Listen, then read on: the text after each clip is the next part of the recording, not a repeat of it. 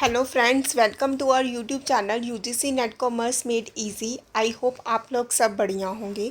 जैसे कि आपने टाइटल में देख ही लिया होगा कि ये पेपर 1 की क्लास है और आज हम नया टॉपिक स्टार्ट करने वाले हैं, नई यूनिट स्टार्ट करने वाले हैं, दैट इज़ कम्युनिकेशन। ये यूनिट इजी भी है और पेपर के व्यू पॉइंट से काफ़ी इम्पॉर्टेंट है। आज हम स्टडी करेंगे कम्युनिकेशन क्या है, इसके टाइप्स क्या क्या हैं। सबसे पहले हम कम्युनिकेशन देखते हैं कि कम्युनिकेशन होता क्या है। कम्युनिकेशन एक ऐसा फंडामेंटल प्रोसेस है जो एजुकेशन, रिसर्च और ह्यूमन इंटरेक्शन का बेस है। ये आइडियाज़, नॉलेज और इमोशन के एक्सचेंज का पॉसिबल बनाता है। यानी बिना कम्युनिकेशन के ना टीचिंग पॉसिबल है, ना रिसर्च और ना कोई मीनिंगफुल इंटरेक्शन। ये एक ब्रिज है जो लोगों को कनेक्ट करता है। सबसे पहले हम इसका मीनिंग देखेंगे क्या होता है।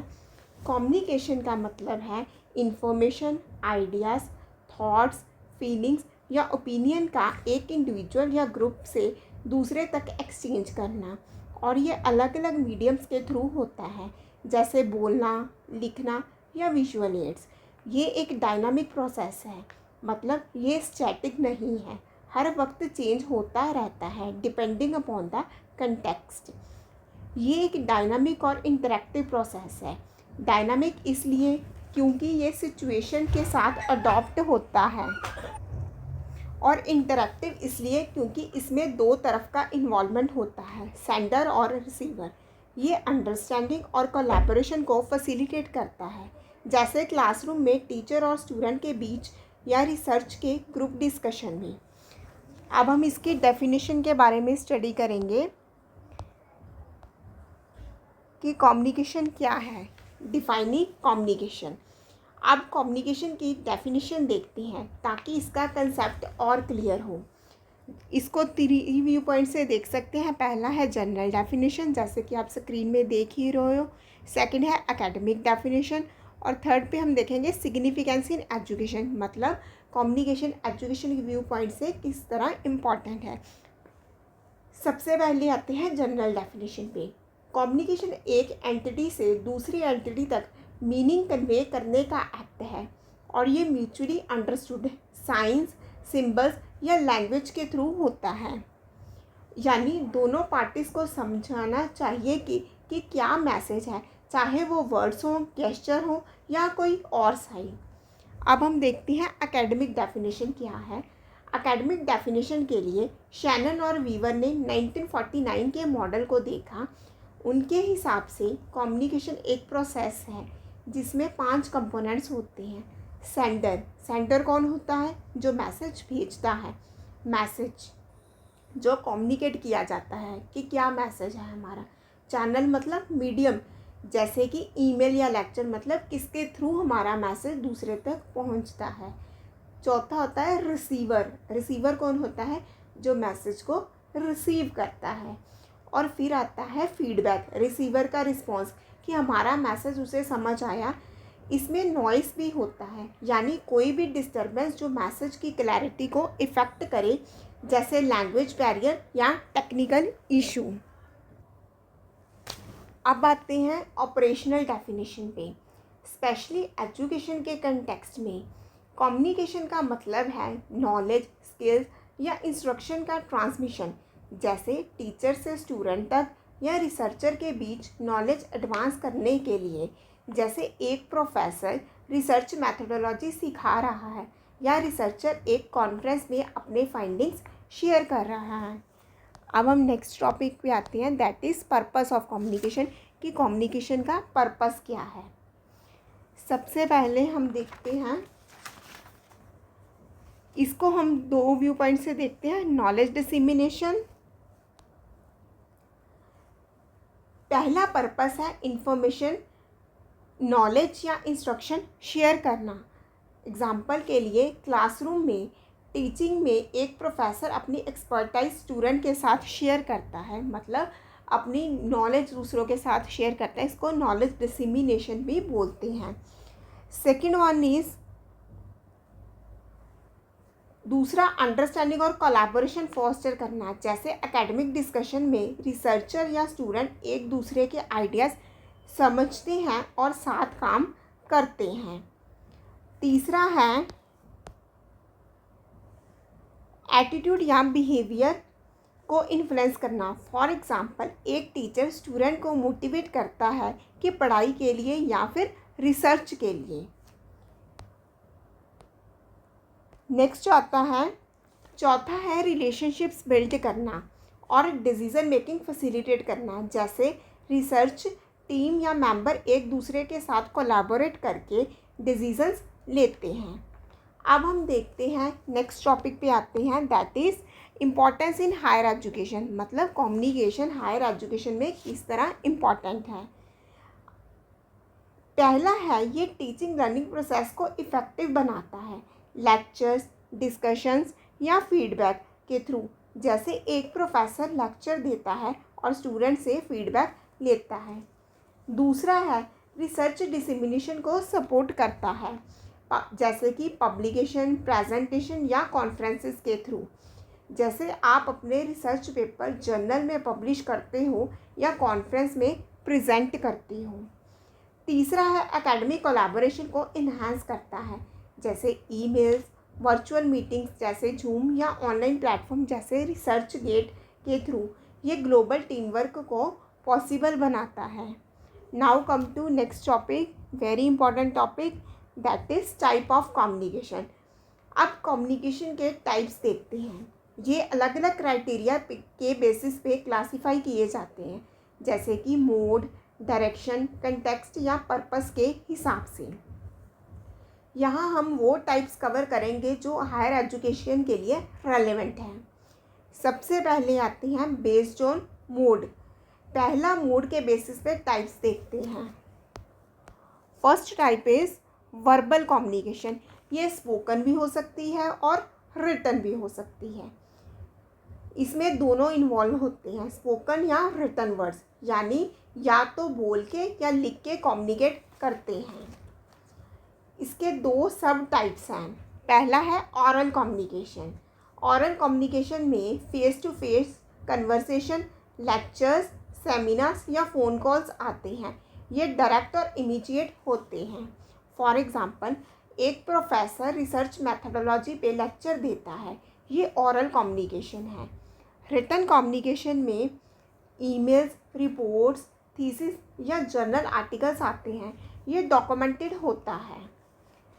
एग्ज़ाम्पल, एक रिसर्चर एकेडमिक जर्नल में पेपर सबमिट करता है, ये रिटन कम्युनिकेशन है। अब इसकी एडवांटेजेस देखते हैं। रिटन कम्युनिकेशन क्लियर, प्रिसाइज और डॉक्यूमेंटेड होता है, जबकि ऑरल इमीडिएट और इंटरेक्टिव होता है। अब इसकी लिमिटेशंस देखते हैं। लैंग्वेज बैरियर या मिस इंटरप्रिटेशन हो सकता है। रिटन में नॉन वर्बल क्यूज नहीं होते जो मीनिंग को इफ़ेक्ट कर सकते हैं। Now come on next type, that is non verbal communication. इसमें body language, gestures, facial expressions, tone या आई कॉन्टैक्ट आते हैं। ये वर्ड्स के बिना मैसेज कन्वे करता है। फॉर एग्ज़ाम्पल, एक टीचर स्टूडेंट प्रेजेंटेशन के दौरान इनकरेजिंग नोट देता है, ये नॉन वर्बल कम्युनिकेशन है। अब इसकी एडवांटेजेस देखते हैं। इमोशंस कन्वे करता है और वर्बल मैसेजेस को रीइंफोर्स करता है, जैसे एक स्माइल कॉन्फिडेंस बूस्ट कर सकता है। अब इसके लिमिटेशंस देखते हैं। ये सब्जेक्टिव होता है और कल्चरल मिस इंटरप्रिटेशन का रिस्क होता है, जैसे एक गेस्चर एक कल्चर में पॉजिटिव हो सकते हैं, दूसरे में नेगेटिव। अब हम आते हैं विजुअल कम्युनिकेशन में। तीसरा टाइप है विजुअल कम्युनिकेशन। इसमें विजुअल एड्स जैसे कि चार्ट्स, ग्राफ्स, डायग्राम्स या स्लाइड्स यूज़ होते हैं। ये कम्प्लेक्स आइडियाज़ को सिंपल बनाता है। अब इसकी एग्जांपल देखते हैं। रिसर्च सेमिनार में स्टैटिस्टिकल डाटा एक्सप्लेन करने के लिए पावर पॉइंट स्लाइड यूज़ करना। Now come to advantages. Complex concept को समझने में मदद करता है क्योंकि विजुअल माइंड्स में स्टिक रहता है। अब इसकी लिमिटेशन देखते हैं। इसके लिए डिज़ाइन स्किल्स चाहिए और अगर ओवर यूज़ किया तो डिस्ट्रैक्ट कर सकता है। अब हम आते हैं बेस्ड ऑन डायरेक्शन कि डायरेक्शन के बेसिस पे क्या क्या टाइप्स हैं कम्युनिकेशन की। सबसे पहले आता है वर्टिकल कम्युनिकेशन, पहला है वर्टिकल कम्युनिकेशन। ये अलग अलग हायरार्चिकल लेवल के बीच फ्लो करता है, मतलब ये टॉप टू बॉटम मतलब ऊपर से नीचे, या बॉटम अप मतलब नीचे से ऊपर। इसके दो सब टाइप्स हैं। पहला है अपवर्ड कम्युनिकेशन। अपवर्ड कम्युनिकेशन में सबऑर्डिनेट सुपीरियर को मैसेज भेजते हैं, जैसे स्टूडेंट अपना फीडबैक फैकल्टी को देते हैं। और दूसरा है डाउनवर्ड कम्युनिकेशन। डाउनवर्ड कम्युनिकेशन में सुपीरियर सबऑर्डिनेट्स को मैसेज भेजते हैं, जैसे यूनिवर्सिटी पॉलिसी स्टूडेंट तक कम्युनिकेट की जाती हैं। फॉर एग्ज़ाम्पल, एक डीन फैकल्टी को न्यू एकेडमिक गाइडलाइंस अनाउंस करता है, ये डाउनवर्ड कम्युनिकेशन है। अब एडवांटेजेस देखते हैं। ऑर्गेनाइजेशनल क्लैरिटी और अलाइनमेंट इंश्योर करता है, यानी सबको एक ही डायरेक्शन में काम करने का क्लियर आइडिया होता है। अब इसके लिमिटेशंस देखते हैं। ये फॉर्मल होता है और हायरार्की की वजह से रिस्ट्रिक्टेड हो सकता है, जिससे ओपननेस कम हो सकती है। अब आते हैं horizontal communication and diagonal communication. सबसे पहले जैसे आप स्क्रीन में देख रहे हो, हॉरिजॉन्टल कम्युनिकेशन पे आते हैं। ये पीयर या कोलीग के बीच होता है जो सेम लेवल पे होता है, यानी इक्वल स्टेटस वाले लोग। For example, faculty member research project पे ग्रुप डिस्कशन के थ्रू कोलैबोरेट करते हैं। अब इसके एडवांटेजेस देखते हैं। टीम वर्क और आइडिया शेयरिंग को प्रमोट करता है, ये क्रिएटिव डिस्कशन के लिए बेस्ट है। अब इसके लिमिटेशंस देखते हैं। अगर प्रॉपरली मैनेज ना किया तो कॉन्फ्लिक्ट हो सकते हैं, क्योंकि सबके अपने ओपिनियंस होते हैं। अब हम नेक्स्ट टाइप पे आते हैं। जैसे आप स्क्रीन में देख ही रहे हो, next type is diagonal communication. ये डिफरेंट लेवल और डिपार्टमेंट के इंडिविजुअल के बीच होता है, यानी हायरार्की और डिपार्टमेंट के बाउंड्रीज क्रॉस होते हैं। फॉर एग्ज़ाम्पल, एक स्टूडेंट कोऑर्डिनेटर रिसर्च ऑफिस के साथ फंडिंग के लिए लेस करता है। एडवांटेजेस, इसकी एडवांटेजेस क्या है? क्रॉस फंक्शनल कोलैबोरेशन को इन्हांस करता है, जिससे अलग अलग डिपार्टमेंट के बीच सिनर्जी बनता है। Now come to limitation. Formal channel को बाईपास कर सकते हैं, जिससे कन्फ्यूज़न हो सकता है। अब हम नेक्स्ट पे आते हैं, that is communication based on context, कि कंटेक्स्ट के हिसाब से क्या है।